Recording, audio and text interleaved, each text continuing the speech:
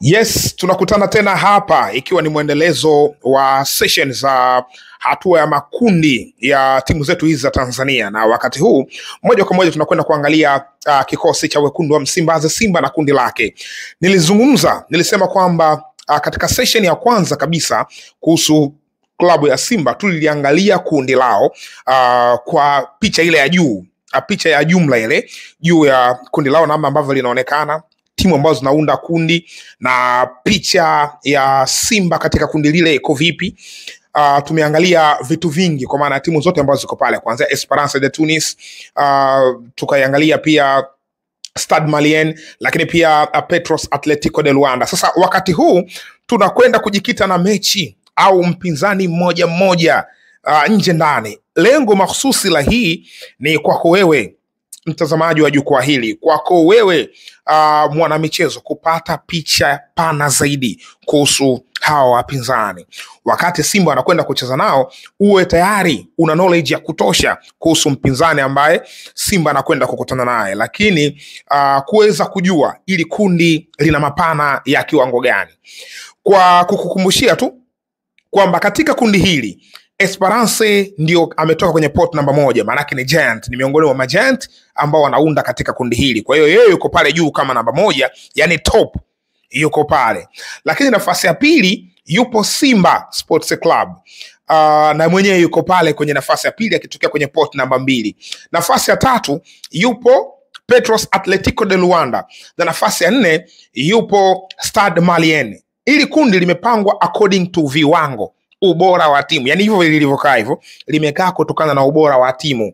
Sasa kukaa hivi ni jambo moja, linaishaje?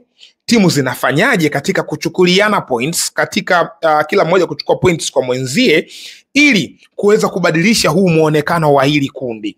Binafsi ingekuwa ni picha ya jumla kwamba kabla mechi kuchezwa ili kundi laliona vipi, basi ningeweza kulistructure hivi. Kwa maana ya Esperance atakuwa pale, Simba atakuwa nafasi ya pili, nafasi ya 3 itakwenda kwa Petro, nafasi ya 4 itakwenda kwa Stade Malien. Lakini football haiko hivyo. Sasa kwa kuziheshimu klabu zote hizi, na sasa tunaanza kwenda kuangalia Stade Malien. Yes, miamba hiyo kutoka Mali, Simba dhidi ya Stade Malien katika mechi zao zote mbili. Yani ni mpinzani wa aina gani? Tutarajie nini kutoka kwa Simba? Anyways, Stade Malien ni miongoni mwa timu kongwe tu katika kandanda ya Mali. Yes, yenyewe ilianzishwa kwenye miaka ya 60 hapo. Of course Simba ni mkongwe zaidi kuliko Stade Malien.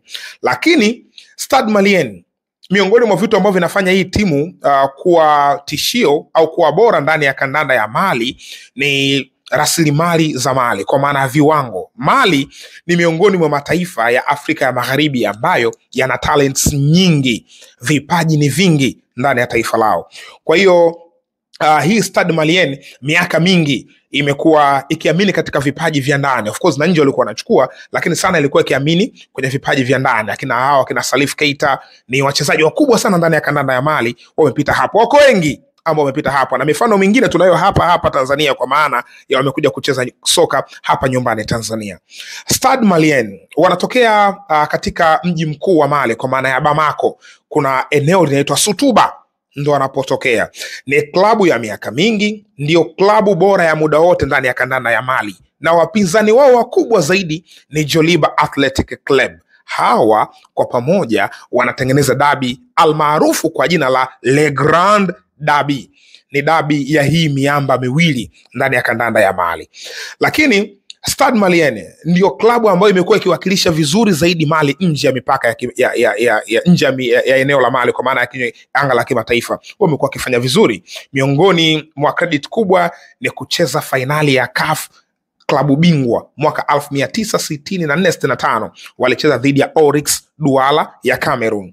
Stade Malien walichukua ubingwa mwaka 2008 wa kombe la shirikisho Afrika. Hayo ni mafanikio makubwa zaidi ndani ya kandanda ya Mali ukilinganisha na timu zote ambazo ziko ndani ya nchi hiyo.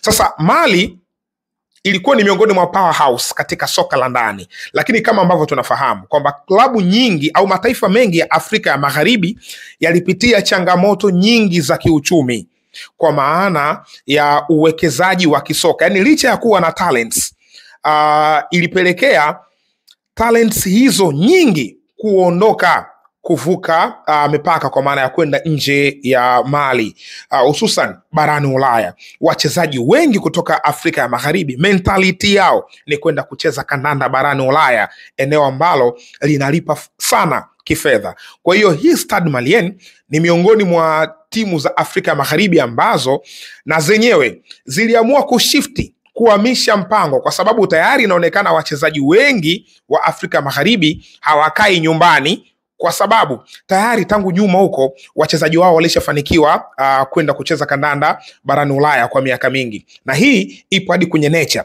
Kwa wale wazuri, kwa wale watu ambao wanafuatilia vizuri sana history, kwenye history tulisoma juu ya ile transatlantic slave trade, triangle inaitwa, ile biashara ya pembe tatu kati ya Ulaya, Amerika pamoja na Afrika. Ile biashara kwa asilimia kubwa wazungu walikuwa wanachukua watu kutoka Afrika ya Magharibi, yani watumwa walikuwa wanatokea Afrika Magharibi kupelekwa Marekani kwenda kufanya kazi katika mashamba ya walowezi. Sasa kwa nini ilikuwa Afrika Magharibi? Kwa sababu ya nature, yani mionekano yao, maumbile yao, most of them wako strong, body morphology, pia wana miili mikubwa. Kwa hiyo wazungu walikuwa wanapendelea watu wa namna ile kwenda kufanya kazi katika mashamba yao huko. Sasa hii tukizungumzia football, huwezi kuacha kuzungumzia masuala ya kihistoria, tukaenda deep kwenye football hususan Afrika Magharibi. Sasa kwa sababu ya mionekano yao na vile kuwa wako fit, wana fitness kubwa, ni jambo ambalo lilipelekea klabu nyingi za soka barani Ulaya zilikuwa zinaamini sana katika wachezaji wa Afrika Magharibi kwa sababu ya body morphology, kwa sababu ya utimamu wao, yani wachezaji ambao wana miili mizuri, ukawapa fitness wanaipata fitness kubwa, na ndio maana kuna idadi kubwa ya exportation ya wachezaji kutoka Afrika Magharibi kwenda barani Ulaya kwa ajili ya kwenda kucheza soka, kwa sababu ya hiyo faida ambayo wako nayo. Sisi kwetu huku wachezaji wetu ili wapate hiyo miili, of course yapo baadhi ya maeneo kuna wachezaji wenye, kuna watu wenye mili namna hiyo, hususan makabila. Kuna unakuta tuko na jamii fulani wana mili mikubwa ambao wangeweza kwenda kucheza huko, lakini kuwa na mwili mkubwa jambo moja, kuwa na talent jambo jingine. Kwa hiyo wale talent walikuwa nazo, lakini mili ilikuwa ina support ile mili akina Didier Drogba, Yaya Toure, akina Kolo Toure, yes, mili ya sample hiyo, mili mikubwa. Au nimejaribu kutoa mfano Gigi Opongwea, hao wote ni miongoni mwa faida ambazo ziliwapeleka. Sasa kwa sababu wameenda Ulaya na wamekuwa trusted, wameaminika, ikapelekea wachezaji wengine wengi sa kuflow kwenda Ulaya. Yani leo hii England ukiwaambia kuna mchezaji mzuri anatoka Tanzania, afu kuna mchezaji mwingine mzuri anatoka Ghana, wanamwamini haraka wa Ghana, kwa sababu taifa lao tayari ni trusted, taifa lao linaaminika kwamba kuna tayari kuna wachezaji wengi kutoka Ghana wamesha prove. Kwa hiyo sasa hivi wanaenda, tunawezekana kawa na milimi mikubwa, lakini wanaenda kwa sababu tayari wameshatengeneza hiyo trust kwa miaka mingi. Sasa Mali, our Stade Malien ni kama timu nyingine nyingi za Afrika ya Magharibi, waliamua kwa sababu kila talent inayochipukia kwenye taifa lao inaondoka, na hayo mataifa ya Afrika Magharibi kuna maskauti wengi kutoka yani ambao wanawakilisha hizi klabu za Ulaya. Kwa hiyo kwa sababu hizi klabu zimeshifti kutoka kwenye kushindania makombe ya Afrika, kwa sababu wachezaji wao talent zao bora zinaondoka, klabu ziliamua kubase katika biashara, yani wanatengeneza talents alafu wanaziuza. Klabu ambayo imefanikiwa sana katika hilo ni ASEC Mimosas ya Ivory Coast. Of course Senegal sasa hivi imekuwa ndo kama mpango wao, klabu nyingi za Senegal ziko hivyo.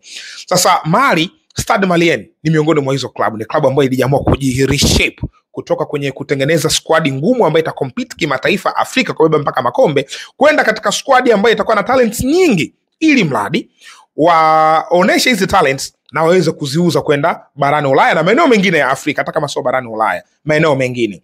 Sasa kutokana na hilo imepelekea klabu nyingi kuscout wachezaji wadogo na kuingiza kwenye kikosi chao. That's why usishangae ukiona mchezaji mdogo kama Lassine Kouma kwenda kuwa captain kwenye kikosi kama cha Stade Malien ya Mali, kwa sababu tayari wamesha shifti, wameingia kwenye soka la vijana.